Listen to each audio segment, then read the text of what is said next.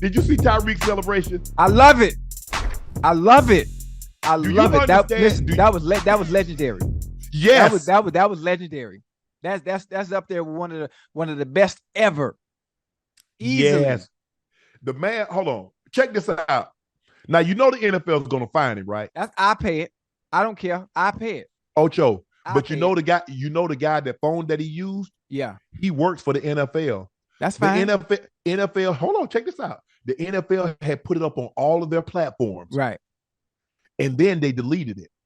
Because how you gonna find a man that y'all promoting and y'all talk about yada yada yada, but you turn around and find him? So they deleted it. Yeah. Listen, this is an entertainment business. This is what the NFL needs to have a better understanding. Obviously, during my day, myself, T.O., Steve Smith, and some others, we were having a little too much fun. All of a sudden, then the NFL realized, wait a minute, this is good for the game. The entertainment value of the game, drawing more eyes, making it more valuable for those that are watching, allowing people to want to see and come and see the game, to see certain players like Tyreek Hill do stuff like this. What's going to happen when he scores? You never know. You never know what's going to happen. And the funny thing, this is the one thing I want to say about fines. This is one thing I want to say about fines. Tyreek made a comment, said, I don't play this game for the money. I play it for fun. And this is what the beauty of that is. And I need people to understand this. They fine you, obviously, because they feel, well, there's only one way to keep these NFL players in line, and that is take what they think we value most. And that's your money. For a game that we're supposed to play and have fun and entertain. When taking the money doesn't work, that means they have no control over you in the way you play. That is so beautiful. So beautiful that Tyreek said what he said today, and I hope he keeps on doing it. But here's the thing, Ocho. When they want you to stop it, what they do, they make it so cost prohibitive, you have no choice but to stop. Because what they do, they'll fine you $7,500, and they say every fine that comes after that, we're going to double it. So now it goes to 15, then it goes to 30, then it goes to 60, and now you're doing a celebration that cost you $500,000. Your agent, your management team gonna say, don't do that. You know what? I think the Dolphins front office should step in at that point.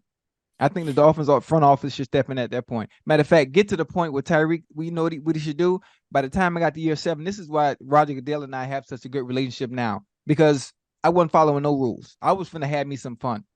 We got about year 7, and I knew I had something coming up for that game. I was mailing my check-in to the league office on Wednesday ahead of time before the game, and I know that really pissed him off. I know that pissed him off.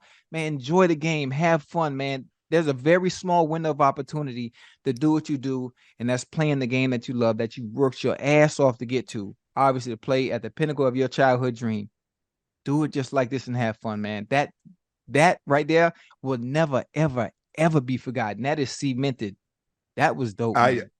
If you remember Joe Horn, when he went and pulled out the cell phone, you know, first of all, I did a celebration the week before, but I didn't actually have a phone. Right. I had a 3-touchdown game against the Chargers. Yes, sir. And then I went to the goalpost and picked up the phone, pretend like I was calling my granny. Like, right. Yeah, Granny, I got another one. Yeah, I got that 3 of them on today. And I hung the phone up. Right. Joe went and got an actual phone and put it down in the goalpost. He's like, I know I'm scoring this in, and just for safekeeping, and pull the phone out. The problem is, Ocho, you know what's gonna happen. Right. Somebody gonna order DoorDash. Somebody order Grub. That's fine. That's fine. Now you know we got. And listen, I order Uber. If I was playing right now, I order me an Uber. I said, look, come through the stadium, hey, go through the barriers, and come pick me up on the field. Listen, I want a black car. Yeah, I'm extremely creative. I'm just thinking about it. If I were to score, you know how they have the team celebrations, you know, the team, you know, everybody be doing stuff together. I would probably pull a fan. It would have to be fast. I would probably have a fan come down and we do something together. Yeah, that would be something that I would. That's dog. The celebrations are. Oh, did you see the Remember the Titans from the Bengals? Yeah, the Bengals did the Remember the Titans thing. Dog, that it's like it's beautiful for the game. I just hope the NFL doesn't mess it up and realize what it does for the fans and people like myself. Like, I played the game and I'm excited. Look how I'm talking. I'm hyped up. You know what I'm thinking, Ocho? I wish my legs, like when I was young and was thinking about it, I could have jumped up there and pulled myself up on the goalpost, and I'd have been sitting up on the goalpost. You ain't got that kind of strength. You know what I'm saying? Ocho to be sitting up on the goalpost with the peace sign. Hey, listen, you know how that goalpost high as hell now. Yeah, it is. That goalpost high.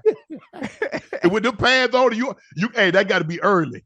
Yeah. That's got to be early. Early in the game. Paul technically. Now Paul was cool. He wouldn't slap them fines on you quite like Roger would. No, but see, Roger had to come in with an iron fist. He had to come set the tone when he first came in, and he did just that. And I said, well, you know what? We finna go at it.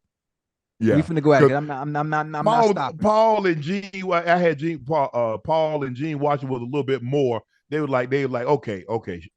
Right. Yeah, listen. When y'all came along with Roger, and I don't know who and was Merton Hanks. Roger and Merton Hanks. That's fine. They came down with an iron fist. That's fine. Look, the Dolphins, Tyreek 814 yards in 6 games. Crazy. Dude's on the pace for like 2,500 receiving yards. I just don't know why would you bring pressure, play Tyreek in a bump position. Mm-hmm. You know the ball going up to Tyreek. Yeah. You know it's going up to Tyreek. I think that was Dante. God, why it's slipping my mind. Well, it wasn't. Was it quarters on that play, wasn't it? Was it? No, they brought pressure. Yeah, no. Yeah, they had no choice. The safety had to come down and get the tight end. I will play off. You would? Yes. You can't. That's not the way the defense works. You can't change up. If you bring a pressure, you gotta play up. And if you don't play up, they gonna throw it to him quick. And then what? He gonna shake you? I was gonna try to shatter. But Ocho, here's the thing. If you open the door, flies will come in your house. He opened the door for Tyreek. Now what's the likelihood? Okay, you 3 yards in front of him. Mm-hmm. You don't get a jam on him, and you open the door. In 2 steps, he's in front of you. It's a wrap. Now what? It's a wrap. Literally in 2 steps. Mm-hmm. Well, there's really nothing you can do. And nothing you can do. And obviously, if you're gonna play press, you got to at least try to get a hand on it. You got to get your hands on it. You got to. And if you're gonna strike out the band, you know what you should do? Pick a side and just be aggressive. Pick a side and be aggressive. Most of the time, he releasing outside anyway. So just listen, play half a man outside. Do something. Yeah, I can't let. If anything, Ocho, because I understand, because the general rule of thumb is that in the if you come with the blitz, mm-hmm. any kind of pressure, mm-hmm. you don't want to let him inside because mm-hmm. that's an easier throw. But that's not fair. You got to change the rule based on him. Tyreek is special. He's in the category of his own. He's in the category of his own, especially when it comes to man-to-man or anything of that nature. And if you play off, it's a pick your poison situation, because if you bring a pressure and you play off, he gonna catch something short. Listen, take one move. He out the gate. And he gone. And if you press, it's the same thing. It's the same thing. When I remember earlier this year, I said Tyreek Hill is the most dangerous player, regardless of position. Right. I'm talking about offensive player. I'm talking about linebacker. I'm talking about mm-hmm. nobody strikes fear like mm-hmm. this man. Mm-mm. Because like you said, he can take a 5-yard route. There are very few wide receivers that can take a 5-yard route and turn into an 80-yard spectacular. Or as we say, hit his head on the goalpost. Yeah. He can do it. Yeah. He can do it. From anywhere on the field. Anywhere. The most dangerous, and that's including Aaron Donald. That's including Patrick Mahomes. TJ Watt, Michael Parsons, Fred Warner, TJ Watt, Warner, Bobby. Who you name somebody? Nobody strikes more fear than this guy. This is one of the reasons when they always ask me, "Well, name your top 5 receivers." He's in a category of his own. He's his own entity. He's his own special player. Yeah. He just something else. Like when they talk about me, you know how they talk about Messi. All right, I'm not trying to say he's Messi. For those that are watching, I'm just giving you an analogy. Messi that's God given. Like there's nothing that will never be anything like that.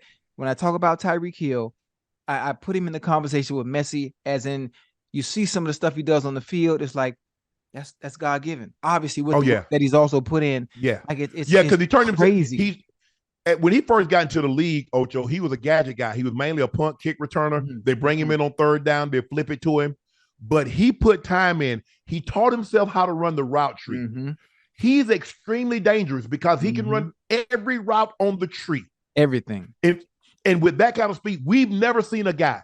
He's He has track speed, Mm-hmm. but he's built like a football player. Most guys that have track speed, Tall they and built lean. like track. Like, They're frail. I don't know how many people have actually seen Tyreek in person, but if you see him, he's compact. He's 190, 195, and he's solid. He's solid as F. Yeah. So he's not like a typical like James Jett and Willie Gall, all those guys, and Sam Grady, and I know I'm going back to guys, but guys that normally that can run like he can run, they were frailly built. Right. He's explode. Any guy that can stand flat foot and turn a backflip is explosive. That lets you know, Ocho. See, that's what you see guys vertical jump and broad jump. That's explosive power. Yeah. You see the way he moves. I've never seen a guy eat up a cushion like he can. And you know the funny thing about it is not only is he explosive, not only is he fast, but he's right now fast. There's a difference. There are people that are fast, but they get going. Like no, he right now, he instant speed. Right. I mean, now. Some guys have to build up. I know exactly what you're talking about. Yeah. And he right now fast out the gate. And see, he's that type of guy. Most people run as fast as they can. He run fast as he want to. See, he got that kind of speed. I run fast as I want to. Oh, you can't do anything with him. Right. But it's I mean, to watch him and to see what he's become is just unbelievable. And he's from the crib. He's from Georgia, Coffee County. I got to throw that in there. You know, I always support the guys from the crib.